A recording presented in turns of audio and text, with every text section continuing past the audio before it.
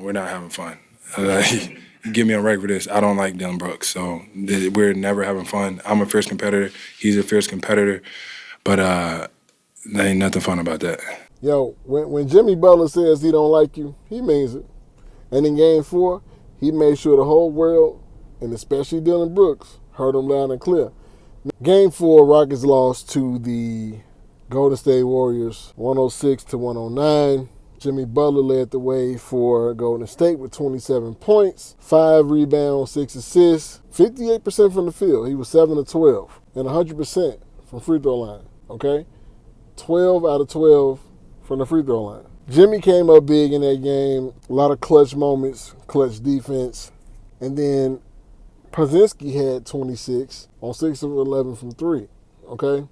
So he was shooting the cores off that ball, which made up for what he did the other game when he was pretty terrible. But, and Steph, 17 points. Not his best shooting night. I mean, he didn't shoot bad. He was 6 of 13. He was almost 50%, but he didn't shoot well from 3, He only hit 2 threes last night. The biggest takeaway of the game is the fact that Jimmy Butler brings a different energy to the game, period, okay?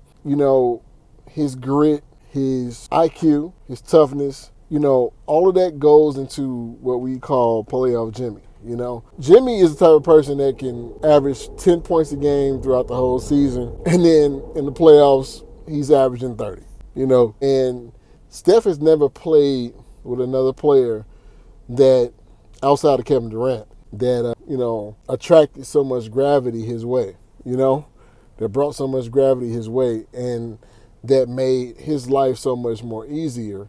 And not that it's easy, but, if you think about it, that's what the Warriors were lacking this whole season. You had moments where Steph would, shine and still show you that he is who he is, but it's pretty hard to do with the personnel that he had. He had no second fiddle scorer or, star that could, lighten the load for him, so to speak. But in the game, when you got Jimmy Butler and Dillon Brooks at the line chirping at each other, and, it's pretty funny. It looks like, it was finna go crazy and get crazy. It didn't get crazy because Dillon Brooks was kind of laughing at some of the things that whatever Jimmy was saying. It looked like Jimmy was saying, that he would basically, handle his business. And he called Dillon out his name a little bit. And, from those two type of players, that's what you can expect in these heightened moments in the playoffs where, emotions are high, the physicality is different. You see in the next play, after that exchange, Butler fouled Dillon Brooks pretty hard, basically to send a message. And, in the press conference at the end, you heard what he said. You've said people start talking to you. You're talking about Dillon Brooks? Yeah. And I like it. I think we all like when people start chirping. It's been this way this entire series. I don't think it's going to change. I mean, you and Dillon got into it. It looked like you guys were having fun. Like, took it back to the playground almost, it looked like.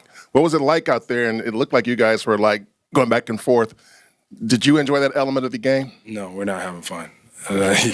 Give me a break for this. I don't like Dillon Brooks, so we're never having fun. I'm a fierce competitor. He's a fierce competitor, but there ain't nothing fun about that. He doesn't like him.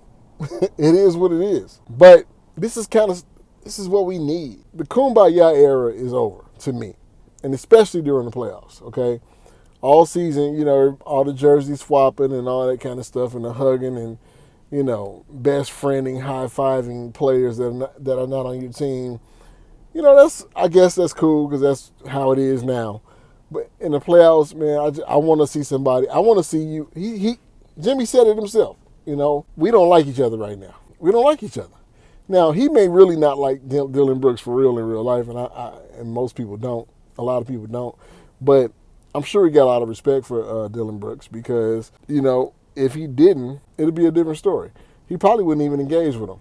But I think he does respect what Dillon brings to the table. But I just like the fact that, the rivalry, like the tension. You want to be able to cut the tension with a knife. Like, that's how you want it in these playoffs. That's what makes people want to watch. That's what makes people tune in. So, what's your thoughts? Like, I mean, the series is almost over, but what are some of the rivalries that you look forward to going forward?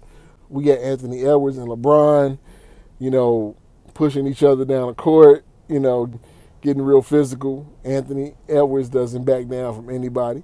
And it looks like Golden State will be playing, the Timberwolves if they make it past the Lakers in the next series, which would be great.